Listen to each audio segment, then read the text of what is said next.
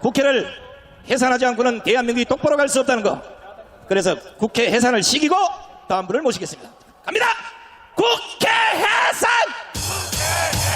국회 해산! 국회 해산!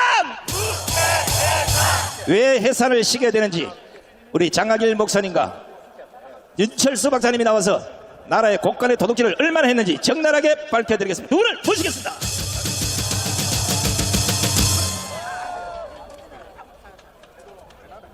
사랑하는 국민 여러분, 우리가 국민 저항권으로 광화문에 모이는 분명한 이유가 있습니다. 그것은 이 나라의 국회의원들 산자부와 그리고 산자부 속에 있는 행정부가 짜고 대한민국의 비리를 얼마나 많이 저질렀냐 하면요, 문재인 정부 때 5년 동안에 309조를 해먹었다 이거예요. 309조. 여러분, 이건 공개된 것만 309조인데 문서에 기록된 것만 확인했을 때 문서 조작으로 나타난 것만 309조라 이거예요. 309조는 여러분의 눈에, 여러분의 귀에 익숙하질 않아요. 핸드백 300만원짜리는 우와 그러는데 309조라고 하는 건 와닿질 않아서 제가 설명을 하면 100만원씩 300조면요 100만원씩 3천만 명을 줄 수 있는 돈입니다. 100만원씩 3천만 명을 줄 수 있는 이 돈을 해먹은 것이 바로 문재인 정부다 이거야. 국민의힘, 더불어민주당 이 이놈들과 다 짜고 돈을 해먹었다 이거예요. 이것에 대해서 오늘 윤철수 의학개혁의사협회를 운영하고 계시고 뿐만 아니라 지금 현역 의사로 계시는 우리 의학 박사님을 모시겠는데, 지난주에는 우리나라의 전기료를 108조를 조작해 먹은 거 한전에 대한 말씀을 증거했습니다. 오늘은 자그마치 여러분 국민연금을 140조 이상을 해먹은 것을 공개하도록 하겠습니다. 인사하시죠. 일로 오세요. 일로 오세요. 윤철수!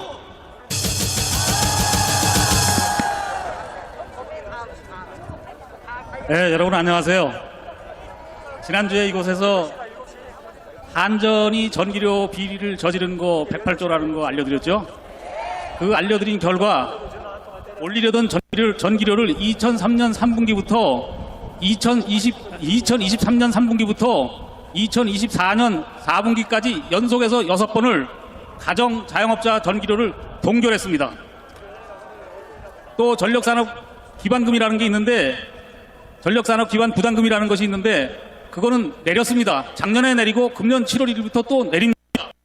그거에 의해서 오늘은 국민연금 좀 말씀드리겠습니다. 최근에 3월 20일 날 국민연금을 개혁을 했죠. 어떻게 개혁했느냐? 돈은 더 받고 그 다음에 우리가 받는 거는 현행 40%에서 43%로 3%를 더 주겠다고 법을 개정을 했습니다. 그런데 지금 얼마를 받고 있는지 아십니까? 잘 모르시죠? 현재 받고 있는 것이 44.55%입니다. 그런데 40% 받던 것을 43%로 준다고 속이면은, 공문서를 위조하면서 법을 개정했으면 그 법은 원천 무효인 겁니다. 현재도 44.55%를 주고 있는데, 그런데 43%를 준다 그러면 깎는 것이죠. 그냥 가만히 내버려 두면은 44.55%에서 해마다 물가 오르고 내리는 거에 따라서 오르기도 하고 내리기도 해서 오를 때는 더 주고 내릴 때는 조금 깎아주고, 근데 물가가 내리질 않잖아요. 그죠? 그러니까 계속해서 더 주고 있는 그런 현실인데도 불구하고 법을 엉터리로 개정하고 있는 이런 잘못된 걸 하고 있답니다. 그런데 왜 이런 게 알려지지 않을까요? 지난번에 KBS에서 500인 공청회를 했습니다.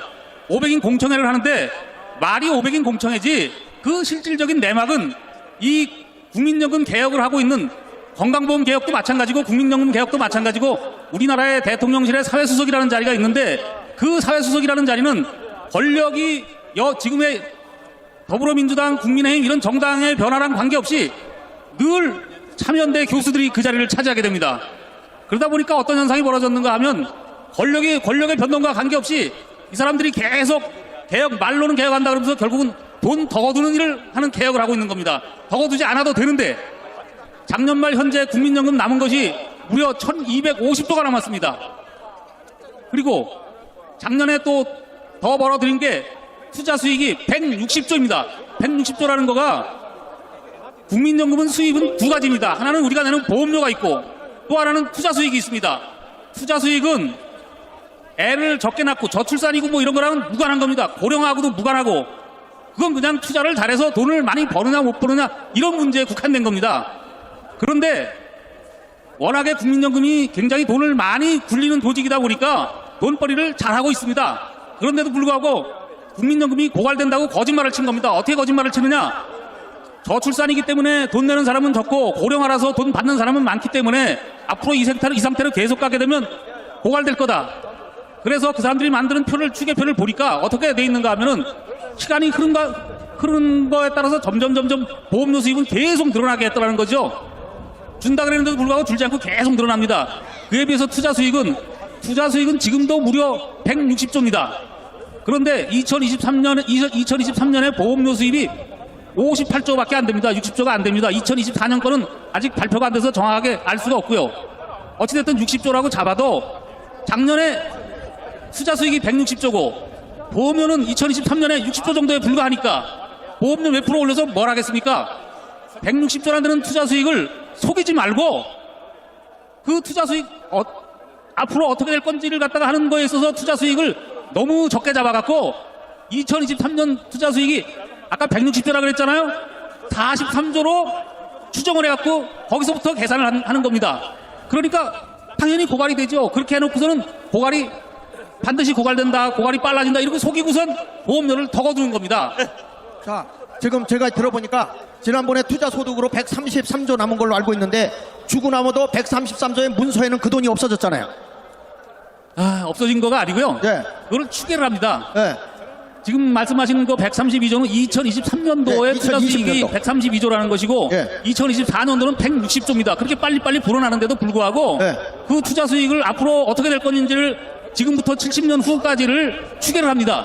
그 추계를 하는데 투자 수익을 보험료 수익보다도 터무니없이 적게 잡고 늘어나는 속도도 아까 1년 만에 지금 132조에서 160조로 엄청나게 빠르게 늘어나잖아요. 그런데 그거를 43조로 잡아갖고 아주 느리게 완만하게 여태까지 쭉 앞으로 늘어날 걸 갖다 총 100조도 안 되게 그렇게 적게 잡아서 하니까 고갈을 만든 겁니다. 고갈을 만들고 보험료를 전 국민에게 그 가입자 전체에게 보험료를 덜게 만든 겁니다. 그래놓고 핑계가 뭐냐면 젊은 세대가 노인 세대를 먹여 살려야 되기 때문에 그렇다는 겁니다.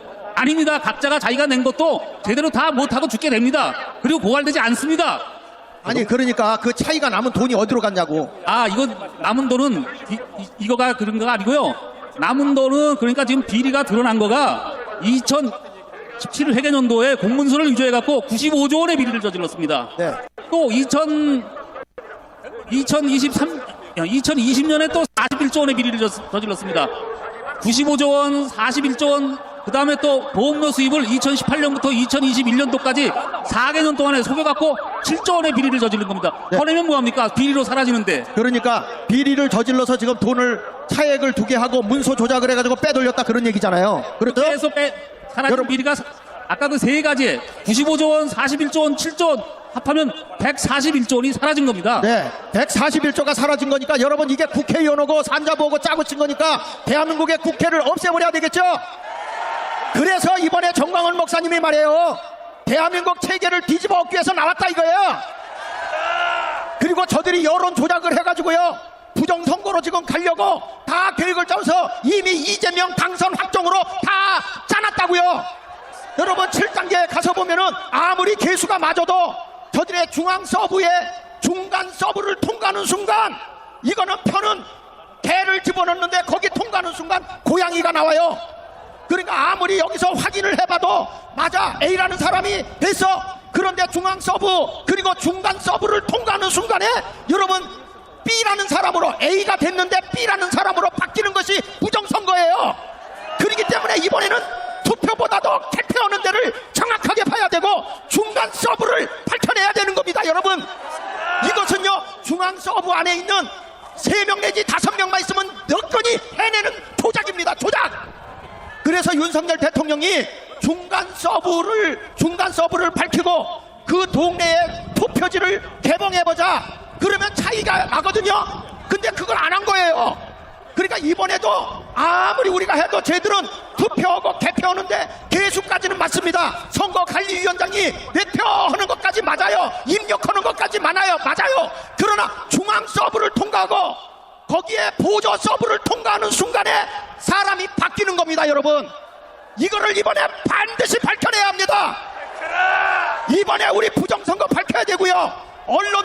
언론도 이 중앙 서브를 통과하고 중간 서브를 통과한 거를 동시에 내보내기 때문에 그 통계가 가짜를 내보내는 거예요, 가짜를.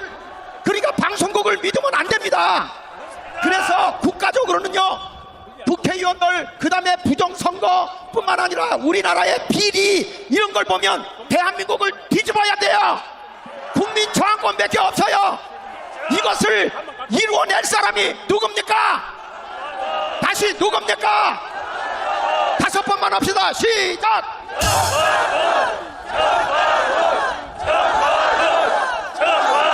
우리는 이겼습니다.